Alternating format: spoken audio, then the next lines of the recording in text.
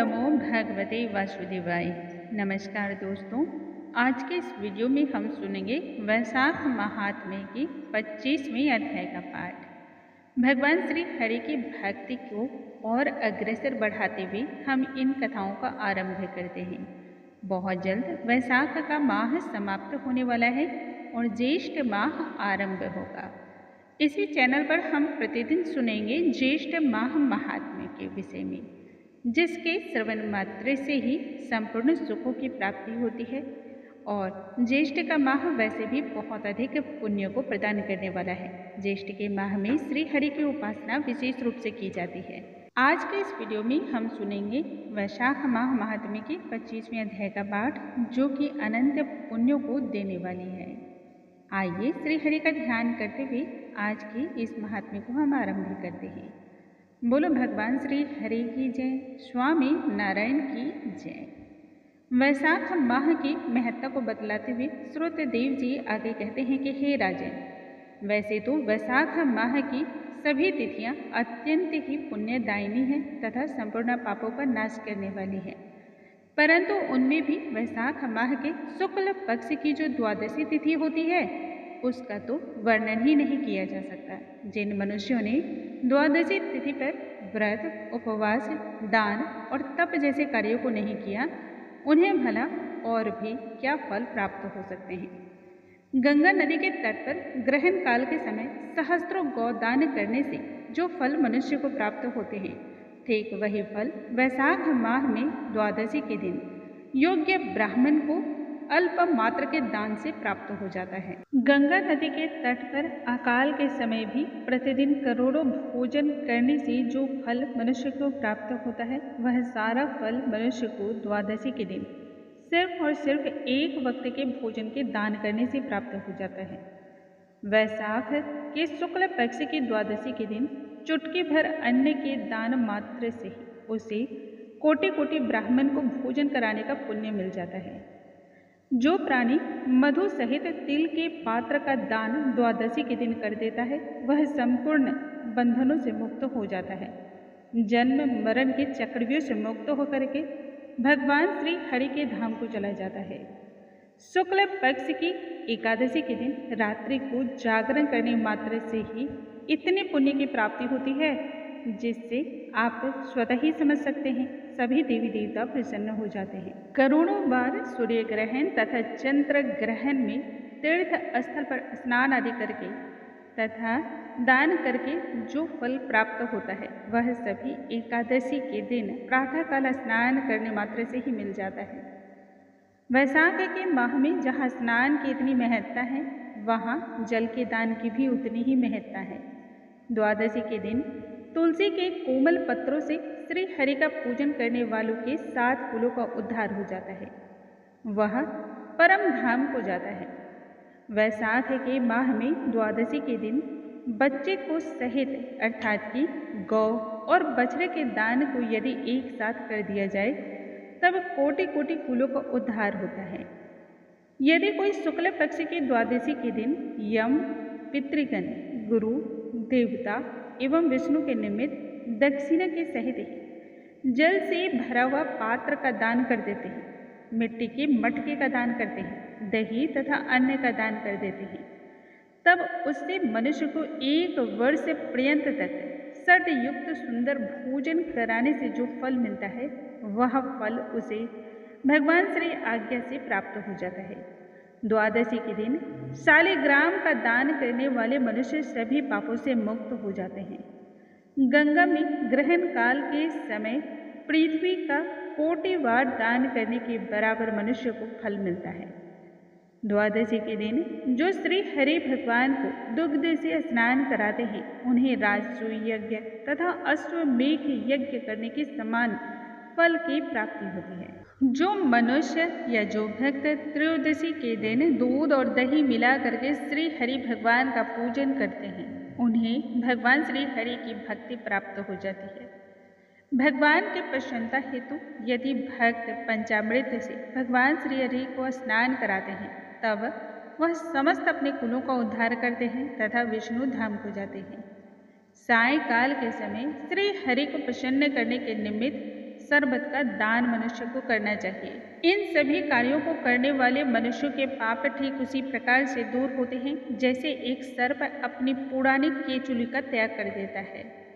यही संदर्भ में मनुष्य को ककड़ी का दान करना चाहिए। जब ककड़ी या ककड़ी का रस दान होता है तब वह सभी बंधनों से भी मुक्त करने वाला होता है। एक तथा आम के फलों का दान करने वाले प्राणी के कुटुंब में 100 पीढ़ी के बराबर संतान होती रहती है। जो द्वादशी के दिन संध्या काल में चंदन तथा विभिन्न प्रकार के धूप दीप इत्यादि का दान करता है वह संपूर्ण व्याधियों से मुक्त रहता है।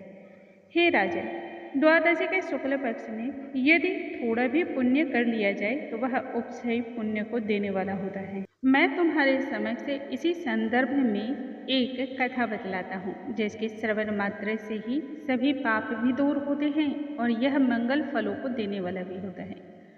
प्राचीन काल की बात है, कश्मीर देश में देवव्रत नाम का एक ब्राह्मण था। मालिनी नाम की उसकी एक पुत्री थी जो कि पाप कार्यों में ही लिप्त थी। उस कन्या का विवाह उसने सत्यशील नाम के बड़े ही विद्वान ब्राह्मण से किया। ब्याह के पश्चात वह अपने पति के साथ दूसरे देश को चली गई। वह मालिनी अत्यंत ही दुष्ट तथा ईर्ष्या को पालने वाली थी। पति ने बहुत समझाया परंतु उसने पति पर भी क्रोध को व्यक्त किया। इसी क्रोध के तहत उसने पति को भी अपने वश में करना चाहा। आसपास अन्य स्त्रियों से वह पूछा करती थी। इस संदर्भ में आसपास की महिलाओं से वह सलाह मशविरा लिया करती थी।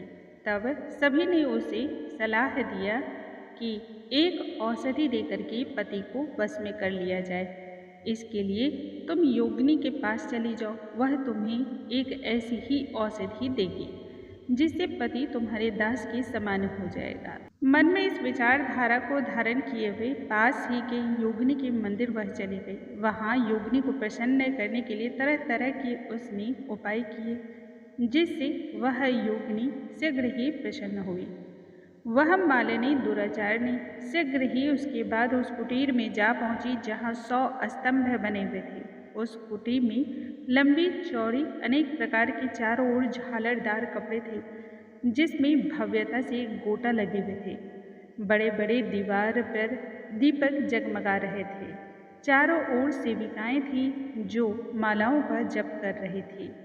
इस तरह से योगिनी से जब मालिनी ने प्रार्थना की तब योगिनी प्रसन्न होकर मन को क्षोभ कराने वाले वशीकरण मंत्र को उसके समक्ष रखा।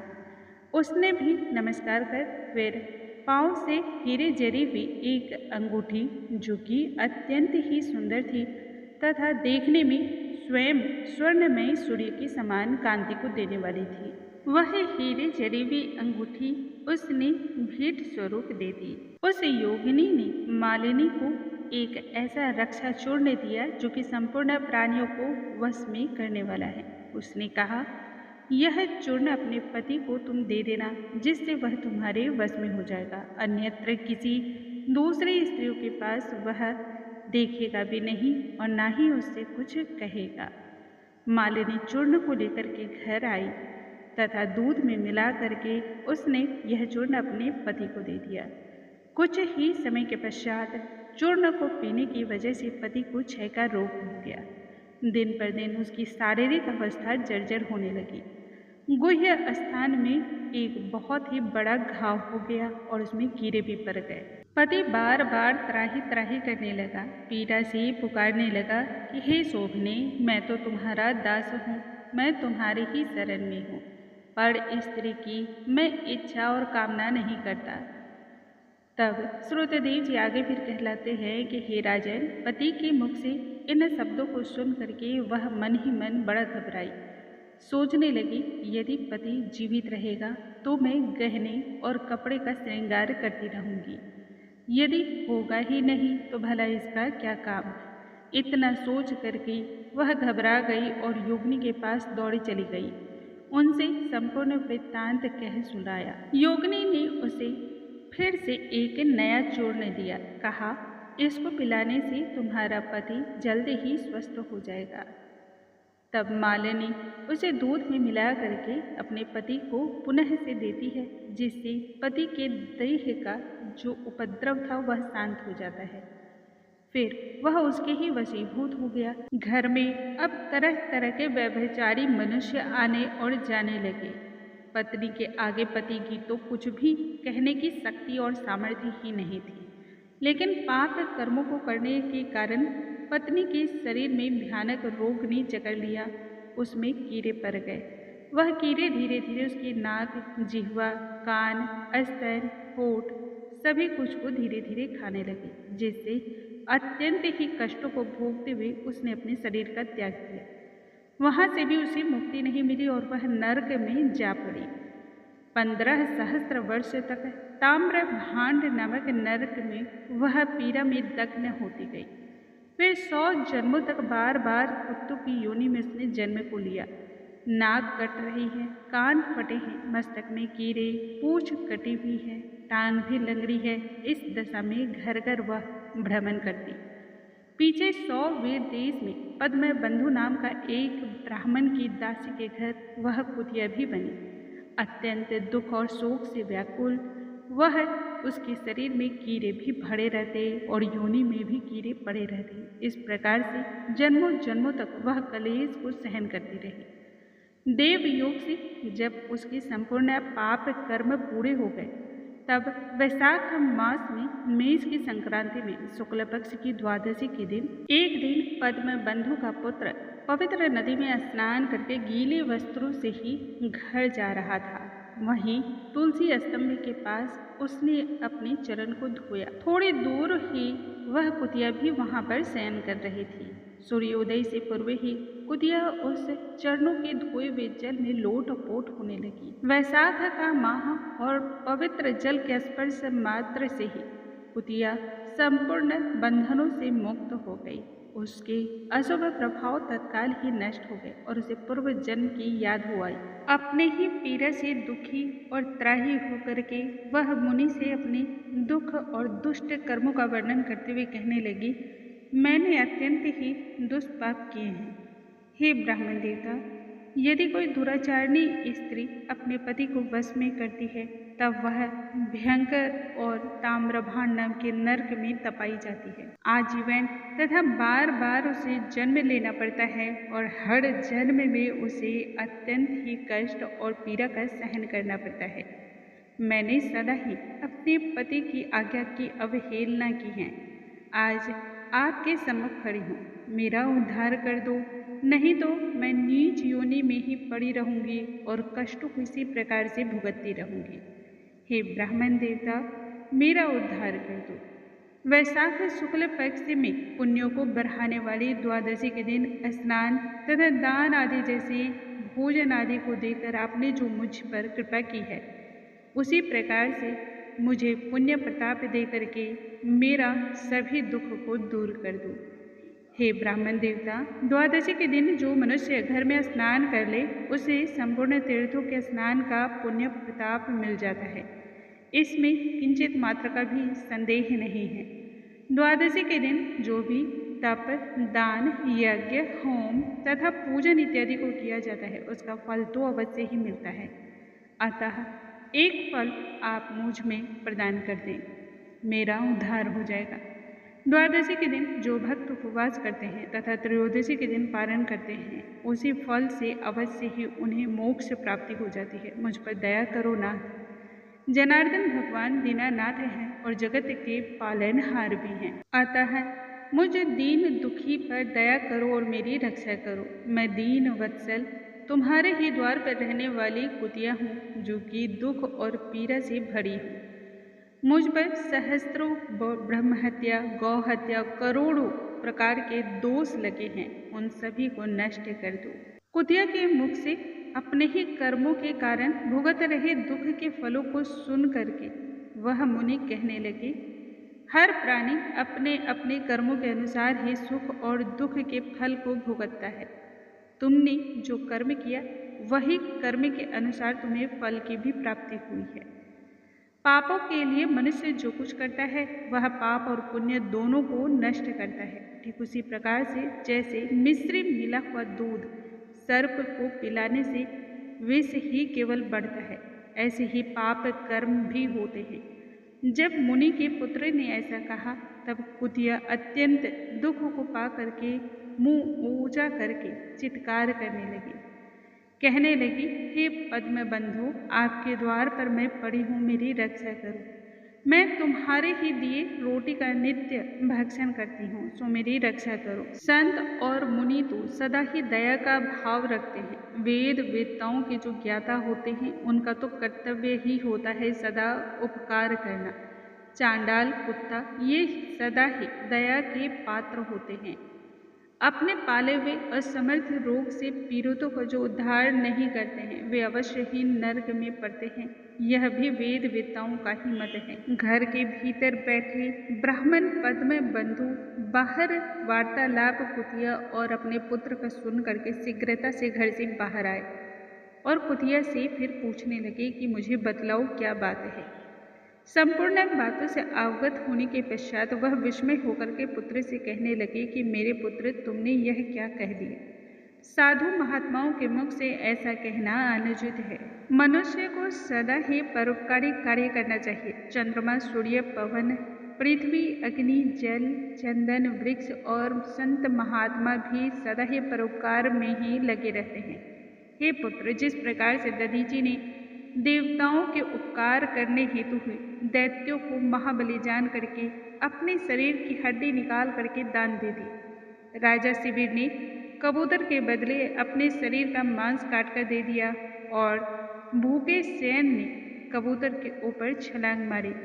जीमूत वाहन नाम के राजा ने पृथ्वी मंडल पे होता हुआ उन्होंने भी गरुड़ के लिए अपने जीवन का दान दिया। सदा ही विद्वान ब्राह्मणों को भी इसी प्रकार दया का भाव रखना चाहिए। जिस प्रकार से मेघ शुद्ध और एक समान सभी पर बरसता है, ठीक उसी प्रकार से मनुष्य का भी स्वभाव होना चाहिए। चंद्रमा क्या चांडाल के घर में प्रकाश नहीं करता या फिर सूर्य उस घर में अपनी रोशनी नहीं बिखेरता।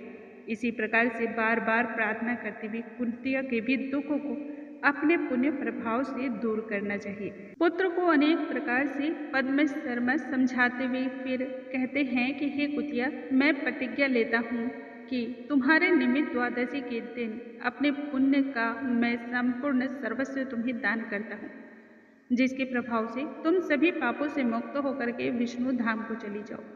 इतना कहते हुए उन्होंने अपने पुण्य प्रताप को कुतिया को प्रदान कर दिया, जिसके प्रभाव से तुरंत ही कुतिया जीर्ण शरीर को त्याग करके दिव्य वस्त्र और आभूषण से अलंकृत होकर के 100 सूर्यों के समान कांति देने वाली देवी के समान हो गई और ब्राह्मण देवता की आज्ञा से शीघ्रता से ही फिर वह संपूर्ण लोकों को प्रकाशित करते हुए विष्णु धाम की ओर चली गई। वह दिव्य अंगों वाली बाद में उर्वशी के नाम से जानी गई, जो कि श्रेष्ठ अंगों वाली और देवताओं को अत्यंत ही प्रिय अप्सरा हुई, जिससे योगी जन भी योग द्वारा प्राप्त करते हैं। ठीक ऐसे ही अग्नि के तुल्य प्रकाशित श्रेष्ठ परमार्थ रूप को प्राप्त करके संत जन भी मोहित होते हैं। वैसा ही रूप उस कुतिया ने भी प्राप्त किया। तत्पश्चात पद्म बंधु ने मधुसूदन भगवान की प्यारी पुण्य बढ़ाने वाली इस तिथि को संसार में प्रख्यात किया। हे राजन, करोड़ों सूर्य ग्रहण और चंद्र ग्रहण से भी अधिक पुण्य प्रताप के रूप में जानी जाती है यह तिथि। यह तिथि ब्राह्मण ने तीनों लोक में सिद्ध कर दी है। बोलो भगवान श्री हरि की जय, स्वामी नारायण की जय। दोस्तों, आज के इस वीडियो में हमने सुना वैशाख माह महात्म्य के 25वें अध्याय का पाठ। कल की वीडियो में आगे की कथाओं के साथ हम पुनः मिलेंगे। तब तक के लिए नमस्कार, हरे कृष्णा, राधे राधे।